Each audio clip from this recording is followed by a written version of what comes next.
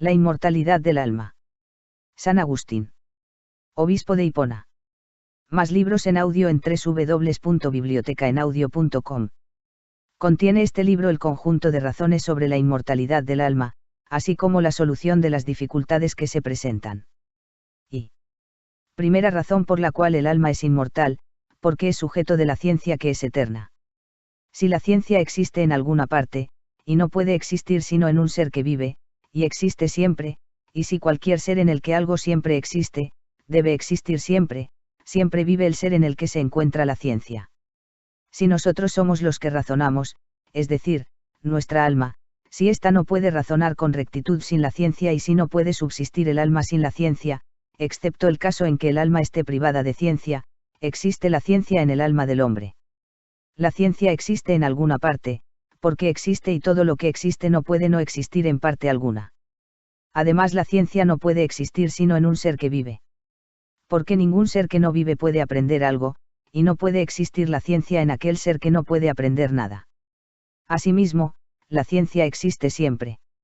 En efecto, lo que existe y existe de modo inmutable es necesario que exista siempre. Ahora bien, nadie niega la existencia de la ciencia. En efecto, quien quiera que admita que no se puede hacer que una línea trazada por el centro de un círculo no sea la más larga de todas las que no se tracen por el dicho centro, y que esto es objeto propio de alguna ciencia, afirma que existe una ciencia inmutable. Además, nada en lo que algo existe siempre, puede no existir siempre. Efectivamente, ningún ser que existe siempre permite que le sea sustraído alguna vez el sujeto en el que existe siempre. Desde luego, cuando razonamos, esto lo hace nuestra alma. En efecto, no razona sino el que entiende, mas ni el cuerpo entiende, ni el alma con el auxilio del cuerpo, porque cuando quiere entender se aparta del cuerpo. Aquello que es entendido existe siempre del mismo modo, y nada propio del cuerpo existe siempre de la misma manera, luego el cuerpo no puede ayudar al alma que se esfuerza por entender, le basta con no serle obstáculo. Asimismo, nadie sin ciencia razona con rectitud. Pues el recto raciocinio es el pensamiento que tiende de lo cierto al descubrimiento de lo incierto, y nada cierto hay en el alma que ésta lo ignore. Mas todo lo que el alma sabe, lo posee en sí misma, y no abraza cosa alguna con su conocimiento sino en cuanto pertenece a una ciencia. En efecto, la ciencia es el conocimiento de cualesquiera cosas. Por consiguiente, el alma humana vive siempre. 2. Segunda razón por la cual el alma es inmortal, porque es sujeto de la razón que es inmutable. La razón ciertamente o es el alma o existe en el alma. Mas nuestra razón es mejor que nuestro cuerpo es una substancia, y es mejor ser substancia que no ser nada, luego nuestra razón es algo. Además, cualquier armonía propia del cuerpo que exista, es necesario que exista de modo inseparable en el sujeto cuerpo, y no se crea que en esa armonía puede existir alguna otra cosa que de igual manera no exista con necesidad en ese sujeto cuerpo, en el que también esta misma armonía existe no menos inseparablemente. Pero el cuerpo humano es mudable, y la razón inmutable. En efecto, es mudable todo lo que no existe siempre del mismo modo. Y siempre es de la misma manera que 2 y 4 sumen 6. Además, siempre es del mismo modo que 2 y 2 sumen 4, mas esto no lo tiene el 2 porque el 2 no es 4. Pero esta relación es inmutable, por consiguiente, es razón. Ahora bien, de ningún modo no puede padecer el cambio, habiéndose mudado el sujeto, lo que existe inseparablemente en él. Luego, no es el alma la armonía del cuerpo, y no puede sobrevenir la muerte a cosas inmutables. En consecuencia, el alma vive siempre, ya sea ella misma la razón, ya sea que la razón exista en ella de modo inseparable. Más libros en audio en www.bibliotecaenaudio.com. 3. La substancia viva y el alma, que no es susceptible de cambio, aun siendo de algún modo capaz de cambiar, es inmortal. 3. Hay un poder propio de la permanencia y toda permanencia es inmutable, y todo poder puede hacer algo, ni cuando no hace nada deja de ser un poder. Además, toda acción consiste en recibir un movimiento o en causarlo. Luego, o no todo lo que recibe el movimiento, o ciertamente no todo lo que lo causa es mudable. Pero todo lo que es movido por otro y no se mueve a sí mismo es algo mortal. Y nada mortal es inmutable. De ahí se puede concluir con certeza y sin alternativa alguna que no todo lo que causa movimiento se cambia. Mas no hay movimiento posible sin una sustancia, toda sustancia vive o no vive, pero todo lo que no vive carece de alma y sin alma no existe acción alguna. Luego, aquel ser que causa el movimiento sin perder su inmutabilidad es necesariamente una sustancia viviente. Esta sustancia pone el cuerpo en movimiento a través de todos los grados. En consecuencia, no todo lo que mueve el cuerpo es mudable. Pero si el cuerpo no se mueve sino según el tiempo y en esto consiste el moverse más despacio y más rápidamente, síguese que existe, pues algo que mueve en el tiempo, y sin embargo no se cambia. Ahora bien, todo lo que mueve el cuerpo en el tiempo, aunque tienda a un único fin, sin embargo no puede realizarlo todo a la vez, ni puede tampoco evitar de hacer muchas cosas, en efecto no puede hacer, ya se trate de cualquier agente, que sea perfectamente uno lo que puede dividirse en partes, o de lo contrario se daría un cuerpo sin partes o un tiempo sin intervalo de pausas, ni tampoco que pueda pronunciarse la sílaba más corta de la que no se oiga entonces el fin, cuando ya no se oye el comienzo. Luego, lo que se comporta así exige la previsión para que pueda llevarse a cabo y la memoria para que pueda ser aprendido en la medida posible. La previsión es para las cosas que serán, la memoria para aquellas que pasaron. Pero el propósito de obrar es propio del tiempo presente, a través del cual lo futuro pasa a ser pretérito, y no se puede esperar sin ninguna memoria el fin del movimiento de un cuerpo que ha sido iniciado. En efecto, ¿cómo se podría esperar el fin de un movimiento si no se recuerda que ha comenzado, o ni siquiera que tal movimiento existe? Además, el propósito de llevar a cabo algo, que es presente, no puede existir sin que se tenga en vista la obtención del fin que es futuro. No existe nada que todavía no existe, o que ya no existe. Puede, por consiguiente, haber en una acción algo que pertenece a aquellas cosas que aún no son y, simultáneamente, puede haber muchas cosas en el agente, aun cuando no puede llevar a término muchas a la vez. Luego, puede haber también en el que mueve, cosas que no se pueden encontrar en el que es movido. Pero las cosas que no pueden existir simultáneamente en el tiempo y que sin embargo pasan del futuro al pasado, están necesariamente sometidas al cambio. 4. De aquí concluimos enseguida que puede haber algún ser que, causando el movimiento en las cosas mudables, no se cambia. En efecto, ¿quién podría dudar de la legitimidad de la conclusión toda vez que no varía el propósito del agente de llevar al término que se propone el cuerpo que pone en movimiento, cuando este cuerpo del que algo se hace, cambia a cada instante por este mismo movimiento, y puesto que aquel propósito de obrar, que permanece inmutable como es evidente, no solo mueve los brazos del obrero, sino también la madera o la piedra que están sujetos al artífice. Pero no del hecho que el alma cause el movimiento y produzca los cambios en el cuerpo y que ella se proponga estos cambios está en derecho de pensar que también el alma cambia y que por esto está sujeta a la muerte. Ella, pues, puede unir en este su propósito el recuerdo del pasado y la previsión del futuro, cosas que no pueden darse sin la vida. Aunque la muerte no puede acaecer sin el cambio y ningún cambio sin el movimiento, sin embargo no todo cambio produce la muerte ni todo movimiento realiza un cambio. En efecto, es lícito decir que nuestro propio cuerpo en cada una de sus acciones recibe un gran número de movimientos y que evidentemente cambia por la edad, con todo no se puede decir que ya ha muerto, esto es, que está sin vida. Luego también permítasenos concluir que el alma tampoco es privada de la vida, aunque tal vez por el movimiento le acaezca algún cambio. 4. El arte y los principios de las matemáticas son inmutables y no pueden existir sino en un alma que vive. 5. Entonces si algo permanece inmutable en el alma, y esto a su vez no puede subsistir sin vida, también es necesario que una vida permanezca sempiterna en el alma. Esto sucede precisamente de manera que si se da lo primero, necesariamente también debe darse lo segundo, pero lo primero es cierto. En efecto, dejando de lado otras cosas, ¿quién se atrevería a afirmar que la relación de los números es mudable o que todo arte no está constituido por esta relación, o que el arte no está en el artífice, aun cuando no lo ejerza, o que su existencia no puede darse en el alma, o que puede existir en donde no hay vida, o que lo que es inmutable puede alguna vez no existir, o que una cosa es el arte y otra la relación? Aunque, pues, se diga que un solo arte es como un conjunto de relaciones, con todo se puede decir también de un modo certísimo y entender el arte como una única relación.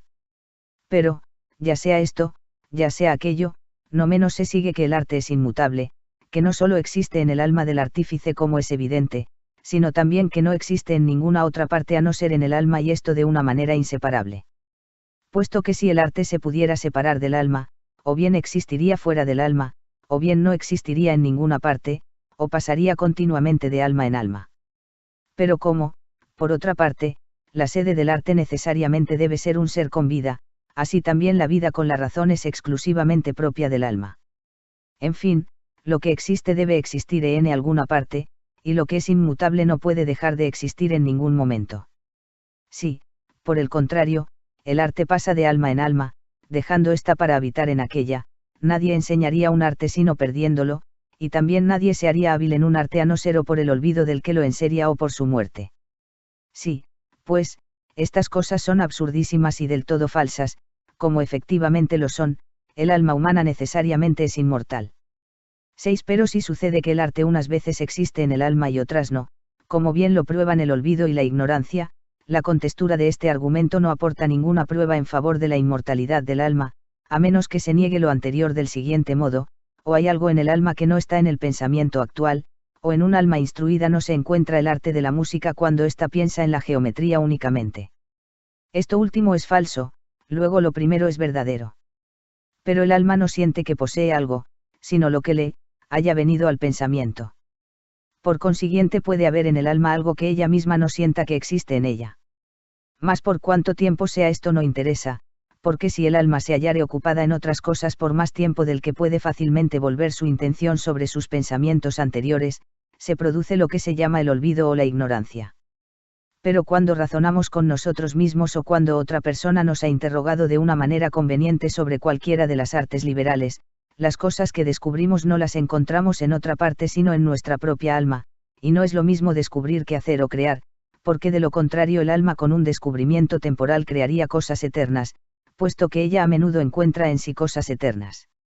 En efecto, que tan eterno como la razón del círculo, o que otra cosa propia de arte semejante se puede concebir que alguna vez ha podido o que podrá no existir.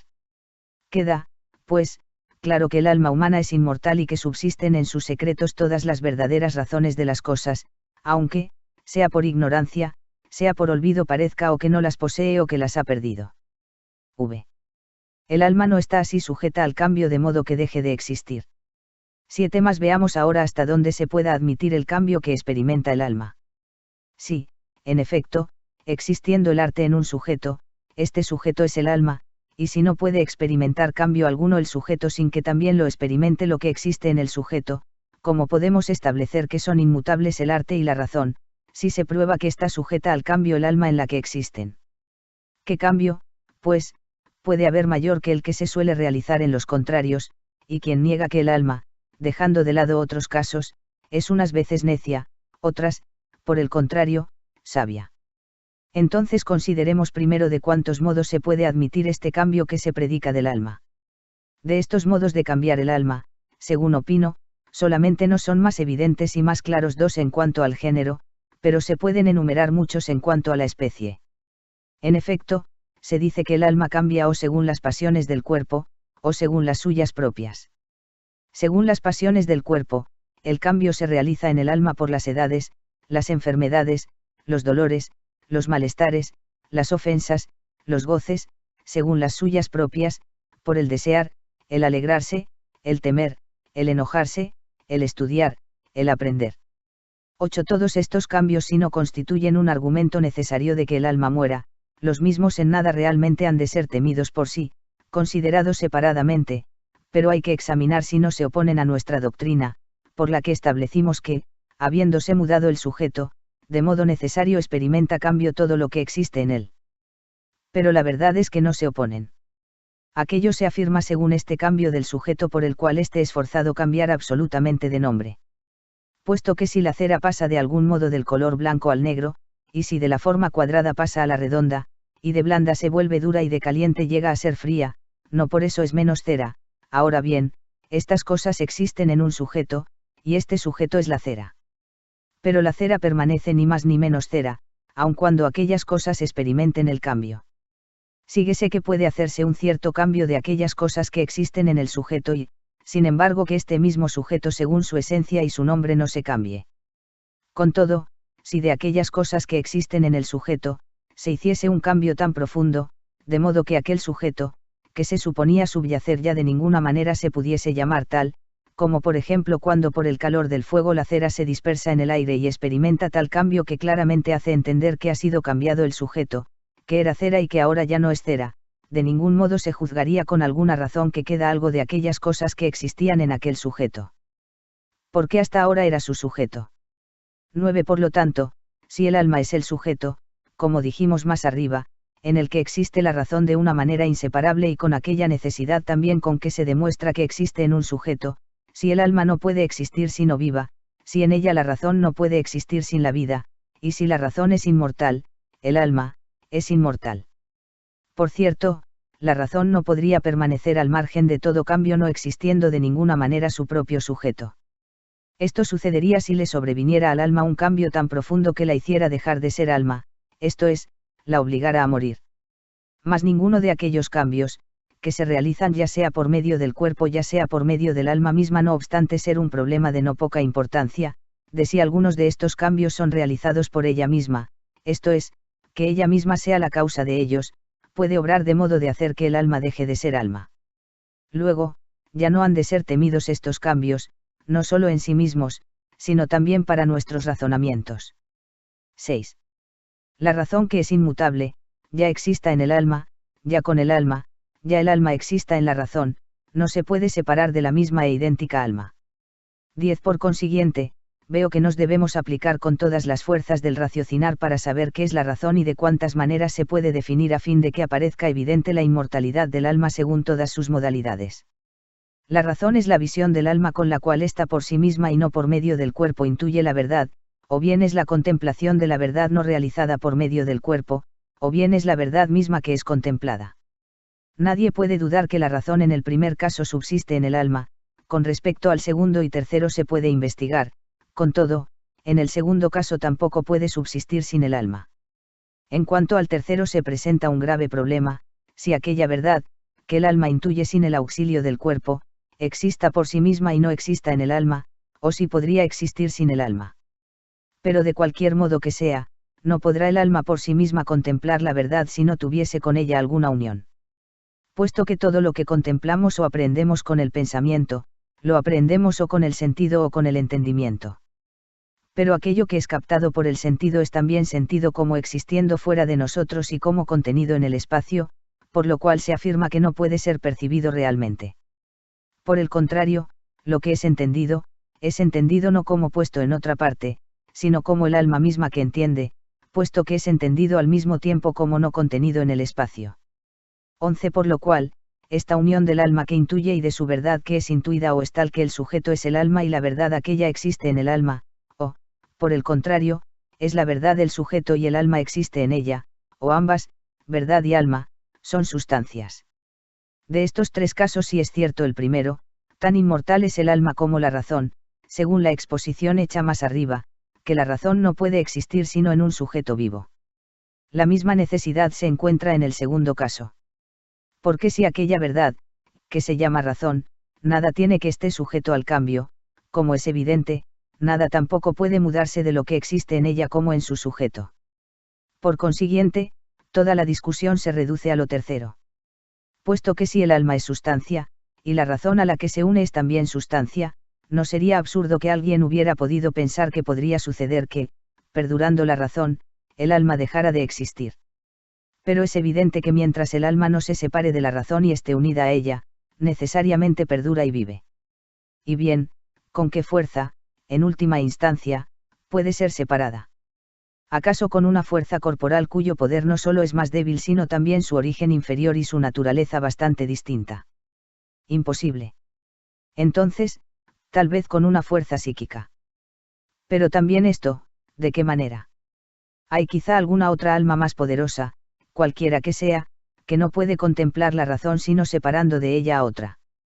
Sin embargo, dado que todas las almas están en contemplación de la razón, a ninguna le puede faltar, y, no habiendo nada más poderoso que la razón misma, que es lo más inmutable, de ninguna manera habrá un alma que aún no esté unida a la razón más poderosa que el alma que le está unida. Queda todavía otra posibilidad, o que la razón la separe de sí misma, o que el alma misma se separe voluntariamente de la razón. Ahora bien, nada hay de mala voluntad en la naturaleza de la razón para que no se entregue al alma a fin de que la disfrute. Además, cuanto más plenamente la razón existe, tanto más hace que cuanto se le una, exista, y precisamente es esto todo lo contrario de la muerte. Mas no sería demasiado absurdo que alguien dijera que el alma se puede separar de la razón voluntariamente, concedido que pueda darse alguna separación entre sí de las cosas que no están en el espacio. Esto ciertamente se puede objetar contra todo lo anterior, a lo que hemos alegado otras objeciones. ¿Qué pues? ¿Acaso ya no se ha de concluir que el alma es inmortal? O quizá, si no se puede separar, puede todavía extinguirse.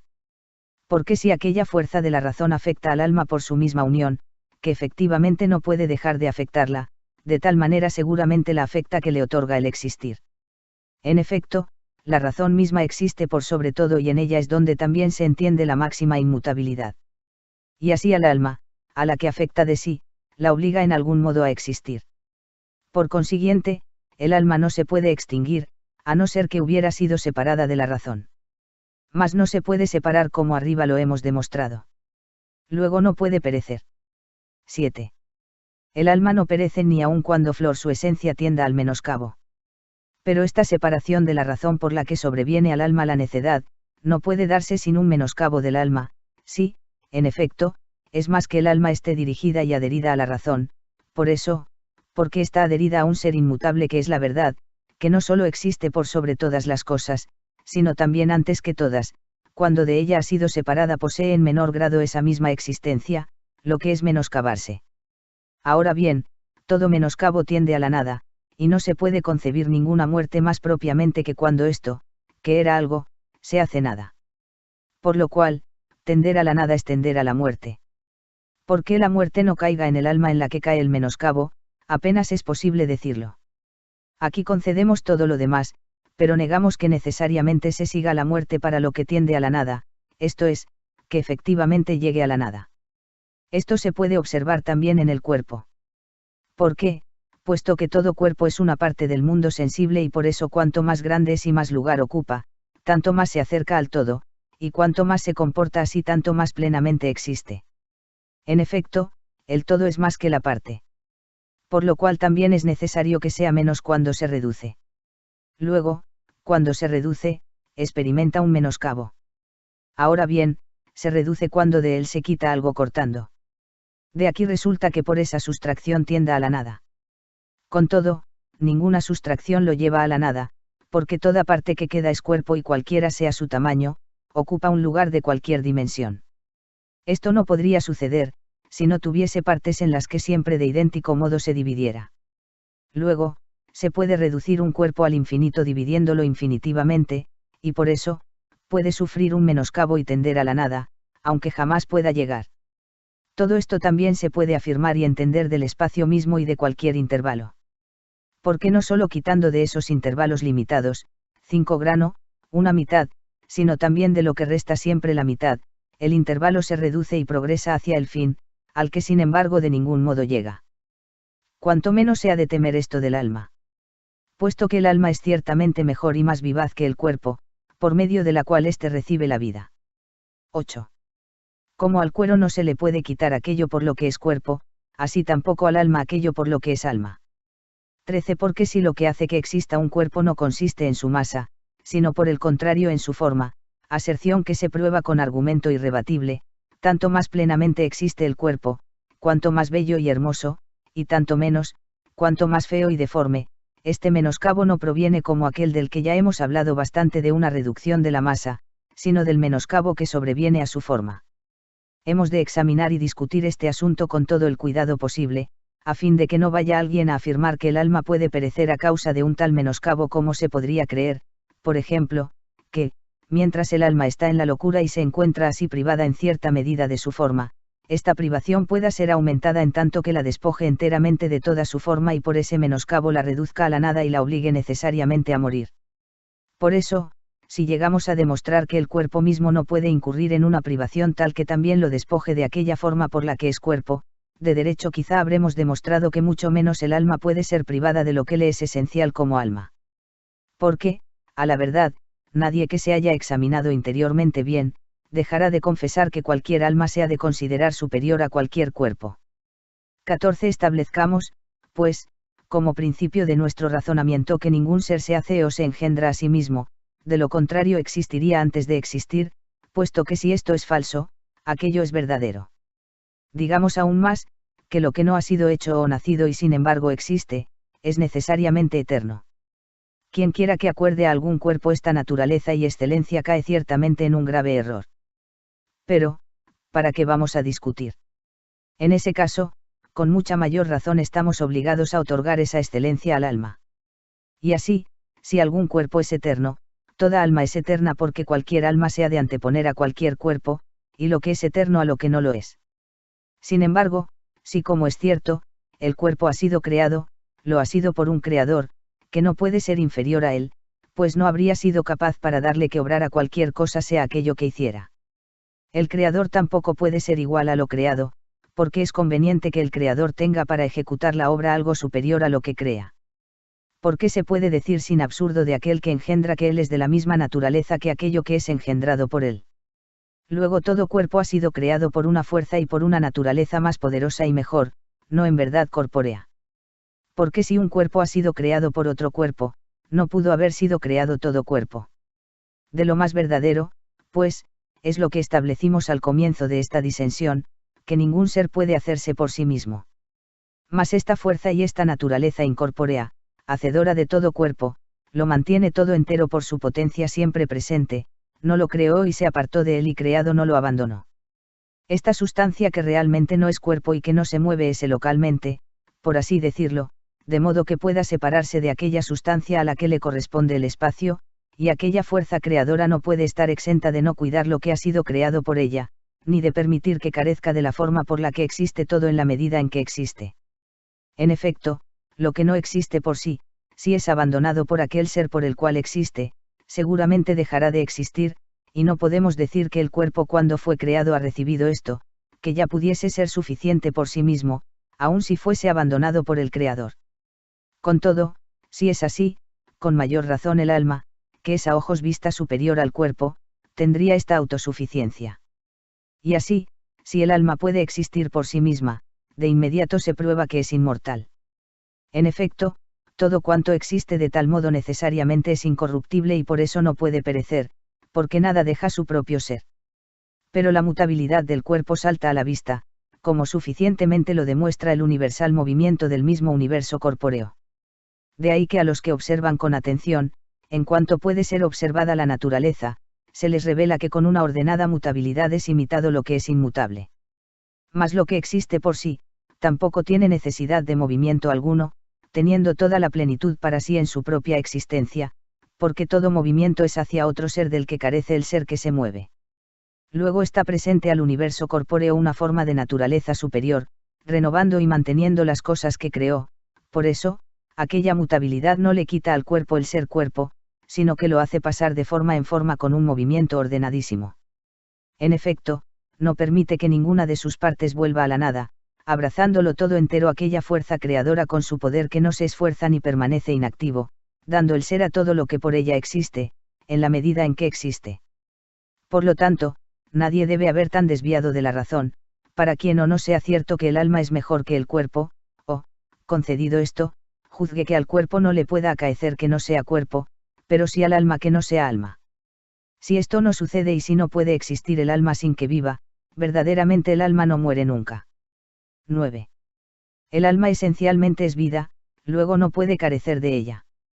16. Si alguien objeta que esa muerte por la que sucede que algo que fue no sea nada, no ha de ser temida por el alma, sino aquella otra por la cual llamamos cosas muertas a las que carecen de vida, tenga presente que ninguna cosa carece de su propio ser.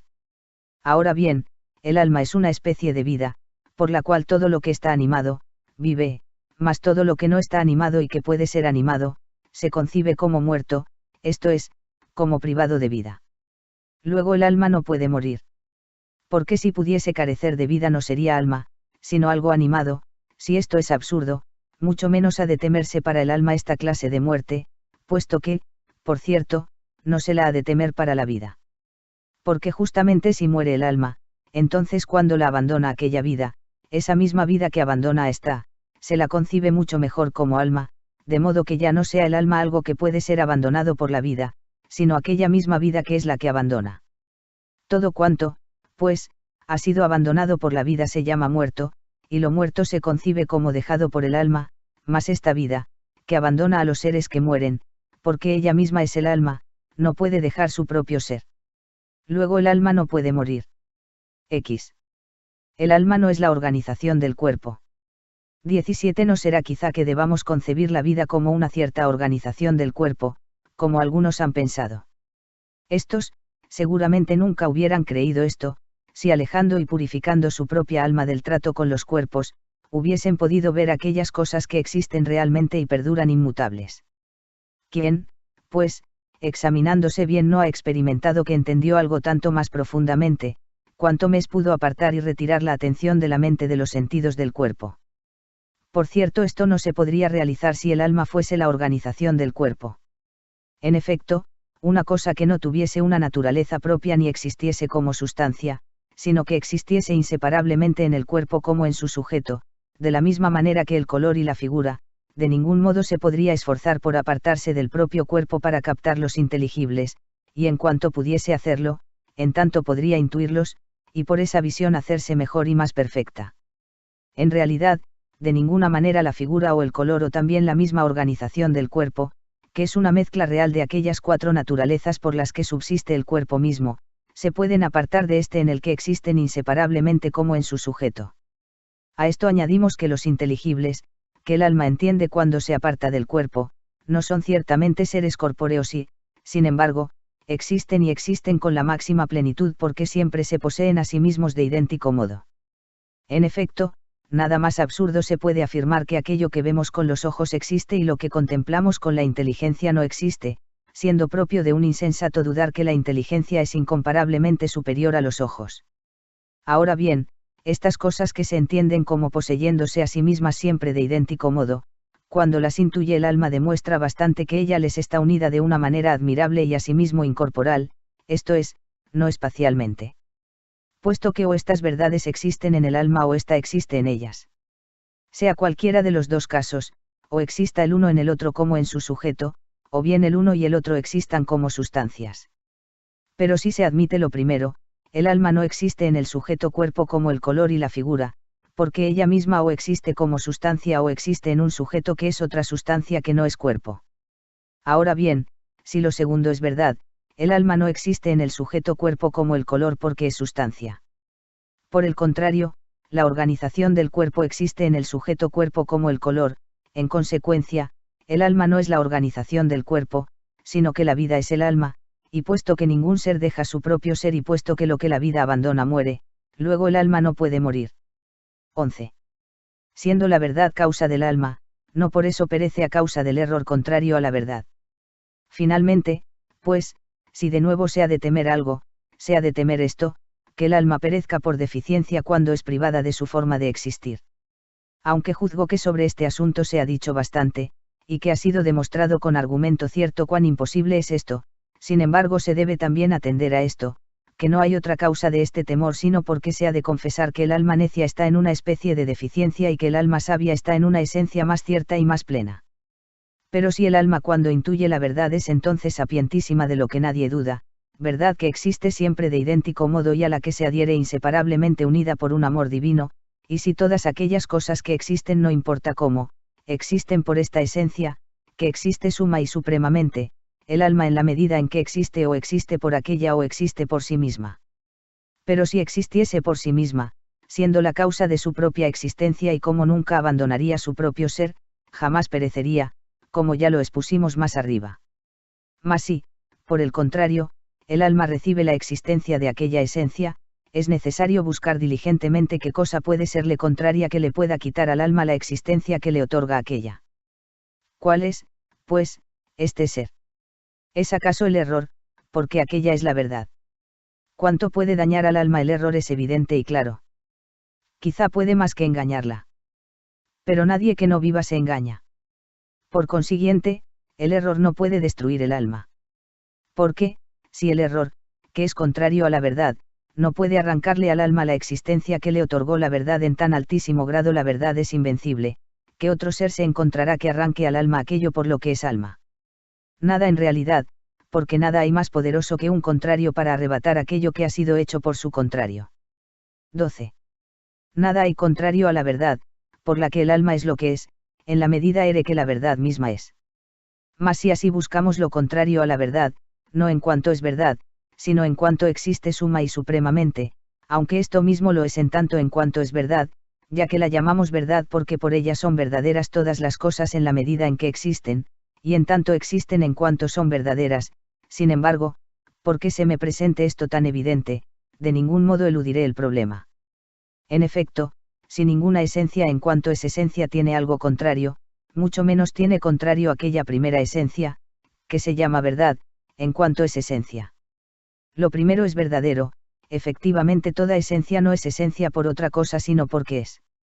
El ser no tiene como contrario sino el no ser, por lo cual nada hay contrario a la esencia. Luego de ningún modo cosa alguna puede ser contraria a aquella sustancia que es absolutamente suprema y primera. De parte de la cual si el alma posee aquello mismo por lo que ella es, porque esto que el alma no lo tiene de sí misma, no lo puede tener de otra parte sino de aquel ser que por esto mismo es más perfecto que el alma, no hay ser por cuya causa lo pierda, porque no hay ningún ser contrario a ese ser por el que lo tiene, y por eso, no deja de existir.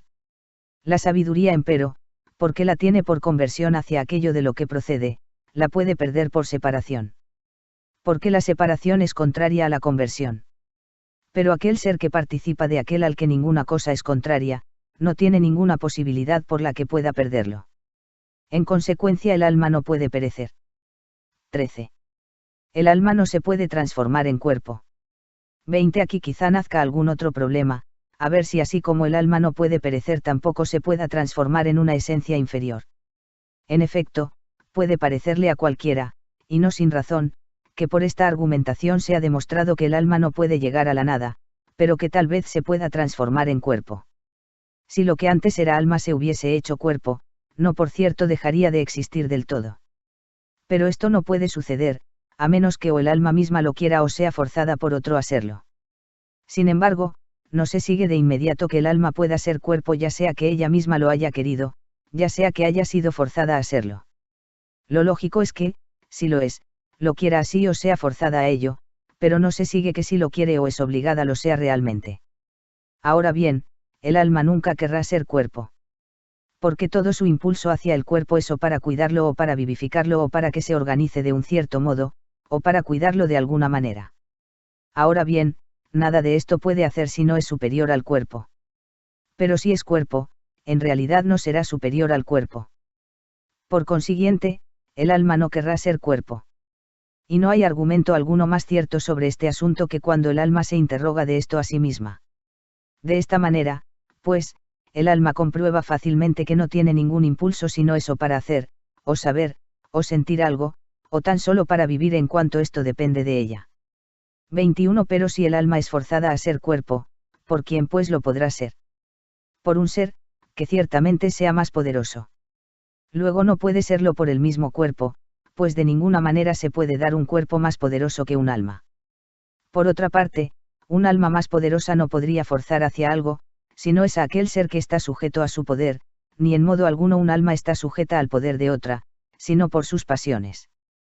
Luego esa alma no puede forzar a otra más que cuanto se lo permiten las pasiones de esta a la que fuerza. Pero hemos dicho que el alma no puede tener deseo de ser cuerpo. También es evidente que el alma no llega a ninguna satisfacción de su deseo cuando pierde todo deseo, ahora bien, cuando se hace cuerpo lo pierde, luego el alma no puede ser forzada a hacerse cuerpo por otro ser que no tiene facultad para obligar sino en cuanto se lo permiten las pasiones de su sometida. Finalmente, toda alma que tiene a otra en su poder, necesariamente quiere más tener bajo su poder a esta que no un cuerpo, y la quiere atender con bondad o mandar con malicia. Por eso no querrá que se convierta en cuerpo. 22. En fin, esta alma que fuerza o bien es un ser animado o bien carece de cuerpo.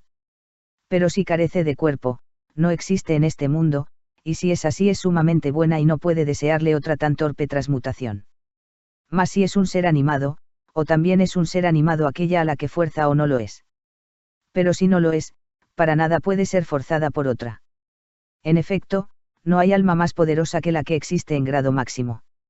Mas si existe en un cuerpo, asimismo es forzada por medio de un cuerpo por otra que existe en un cuerpo, a cualquier cosa que sea forzada. Mas, ¿quién puede dudar que de ningún modo se puede hacer una tan grande transmutación en el alma por medio de un cuerpo? Sería posible, pues, esto, si el cuerpo fuese más poderoso que el alma, aunque cualquiera sea aquello a lo que el alma es forzada por el cuerpo, justamente lo es no por medio de un cuerpo, sino por medio de sus pasiones, acerca de las cuales ya se ha dicho bastante. Ahora bien, lo que es superior al alma racional, según unánime afirmación, es Dios. Él por cierto cuida del alma y por eso el alma no puede ser forzada por a transformarse en cuerpo. 14. La fuerza del alma no la puede menoscabar ni el sueño ni ninguna afección semejante del cuerpo. Sí, pues, el alma no consiente transformarse en cuerpo ni por propia voluntad ni forzada por otro, de donde puede consentirlo. Quizá porque muchas veces, a pesar nuestro, nos oprime el sueño, se ha de temer que por alguna deficiencia así, pueda ser convertida el alma en cuerpo. Como si realmente porque nuestros miembros se marchitan por el sueño, por eso de algún modo el alma se pudiera hacer más débil. Tan solo no siente las cosas sensibles, porque cualquier cosa sea la que produce el sueño, es propia del cuerpo y opera en el cuerpo, porque tal cambio está ordenado según la naturaleza para el descanso del cuerpo de los trabajos. Sin embargo, este cambio no quita al alma la capacidad de sentir o de entender. Porque no solo tiene de inmediato presentes las imágenes de las cosas sensibles con tan grande expresión de semejanza, que no es posible en ese mismo tiempo distinguirlas de aquellas cosas de las que son imágenes, sino también, si entiende algo, eso mismo es igualmente verdadero para cuando duerme como para cuando está en vigilia. En efecto, si durante el sueño, por ejemplo, a uno le hubiese parecido haber disputado y haber seguido en la disputa razones verdaderas, habrá aprendido algo, y ya despierto también esas mismas razones permanecen en él inmutables, aunque se compruebe que son falsas las demás cosas, como ser el lugar en el que se realizara la disputa, la persona con la que se disputara, y las palabras mismas en cuanto al sonido con las que se creía discutir, y otras cosas por el estilo, que también se sienten y realizan con los mismos sentidos cuando despiertos y, sin embargo, pasan y nunca obtienen la presencia estable de las verdaderas razones. De lo cual se concluye que por tal cambio de estado en el cuerpo, cuál es el sueño, no se puede menguar la vida propia del alma, sino solo el uso que la misma tiene del cuerpo. 15. Nuevo argumento que prueba que el alma no puede transformarse en cuerpo. Por último, si la unión del alma y del cuerpo no es local aunque el cuerpo ocupe un lugar, el alma recibe antes que el cuerpo, y no solo antes sino más que el cuerpo, la impresión de estas razones sublimes y eternas cuya existencia es inmutable y que ciertamente no están contenidas en el espacio. En efecto, tanto antes el alma es impresionada por estas verdades cuanto les es más cercana, y por la misma razón tanto más, cuanto superior al cuerpo, ni esta cercanía es acercamiento de lugar, sino de orden de naturaleza. Pues en virtud de este orden se entiende que aquella suprema esencia por medio del alma otorga al cuerpo la forma, por la cual éste es en la medida en que es. El cuerpo subsiste a causa de la tina y por ella misma es animado, ya sea universalmente como el mundo, ya sea particularmente como cada uno de los vivientes dentro del mundo. Por lo cual era lógico que el alma se hiciera cuerpo por el alma y que en absoluto pudiera ser de otra manera. Mas como esto no sucede, permaneciendo por cierto el alma en aquello que la constituye alma, el cuerpo subsiste por esta que le otorga la forma y sin que ella la pierde. El alma, pues, no se puede convertir en cuerpo. Si, en efecto, el alma no comunicara al cuerpo la forma que ella recibe del supremo bien, el cuerpo no existiría por medio de ella, y si no existiese por medio de ella, o no existiría en absoluto, o él recibiría tan inmediatamente su forma como el alma, pero el cuerpo no solo existe, sino también si recibiese tan inmediatamente la existencia como el alma, sería de la misma naturaleza que el alma, pues esto interesa, puesto que si el alma es superior al cuerpo es porque ella recibe su forma más inmediatamente que el cuerpo. Ahora bien, el cuerpo la recibiría de una manera también tan inmediata, si no la recibiese por medio del alma, puesto que, no habiendo ningún intermediario, seguramente recibiría su forma tan inmediatamente. No se encuentra nada que esté entre la suprema vida, sabiduría y verdad inmutable, y el último ser que es vivificado, esto es el cuerpo, a no ser el alma que lo vivifica. Si el alma transmite al cuerpo la forma, para que sea cuerpo en la medida en que es cuerpo, por cierto dándole la forma ella no la pierde. Ahora bien, la perdería si se transformara en cuerpo.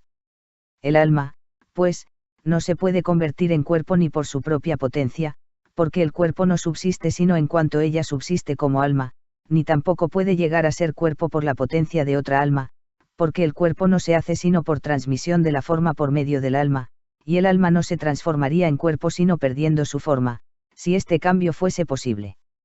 16. Tampoco el alma racional puede transformarse en alma irracional. El alma está toda entera en el cuerpo todo entero y en cada una de sus partes. Se puede decir del alma o de la vida irracional también esto, que el alma racional tampoco puede transformarse en alma irracional. En efecto, el alma irracional, si no fuese de un orden inferior a aquel del alma racional, recibiría de manera igual el ser y le sería idéntica. Así pues, siguiendo el orden natural, los seres más poderosos transmiten a los seres más débiles la forma que ellos han recibido de la esencia suprema, y cuando la transmiten ellos no la pierden.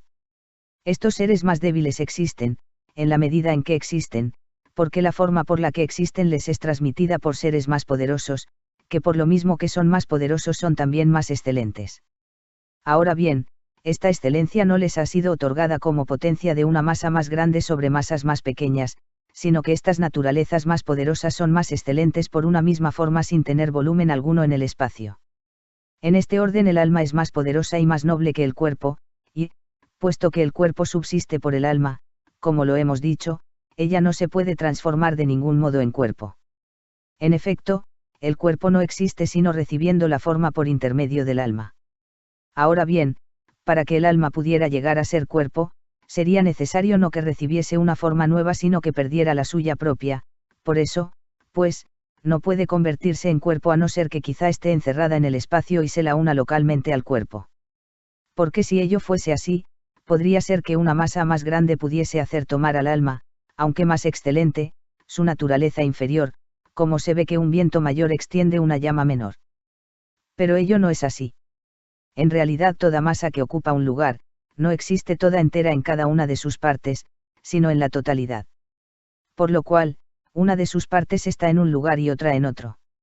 El alma, por el contrario, no está solo presente en toda la masa del cuerpo que anima, sino que también está presente al mismo tiempo toda entera en cada una de sus partes más pequeñas. En efecto, ella siente toda entera la impresión que recibe una parte del cuerpo, y, sin embargo, no la siente en el cuerpo todo entero. Así cuando el pie sufre, el ojo mira, la lengua habla y las manos se allegan. Ahora bien, esto no sucedería si lo que del alma hay, no estuviese en aquellas partes, y si no sintiera el dolor del pie herido, ni podría sentir lo que ha pasado en ese miembro si está ausente.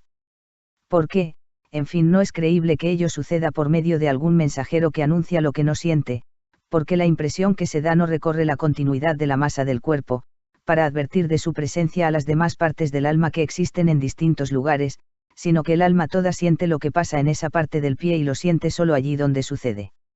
Luego el alma que siente toda entera al mismo tiempo en cada una de las partes del cuerpo, está presente toda entera al mismo tiempo en cada una de esas partes. Sin embargo, no está presente toda entera como la blancura u otra cualidad por el estilo que está toda entera en cada parte del cuerpo. Porque si el cuerpo experimenta en una parte una alteración de la blancura, esta alteración puede no afectar en nada la blancura que está en otra parte. Por lo cual, es evidente que esta blancura está disgregada en partes de acuerdo a la disgregación de partes de la masa. Más que así no sucede en el alma se demuestra por la sensación de la que acabamos de hablar. Más libros en audio en www.bibliotecaenaudio.com. Fin.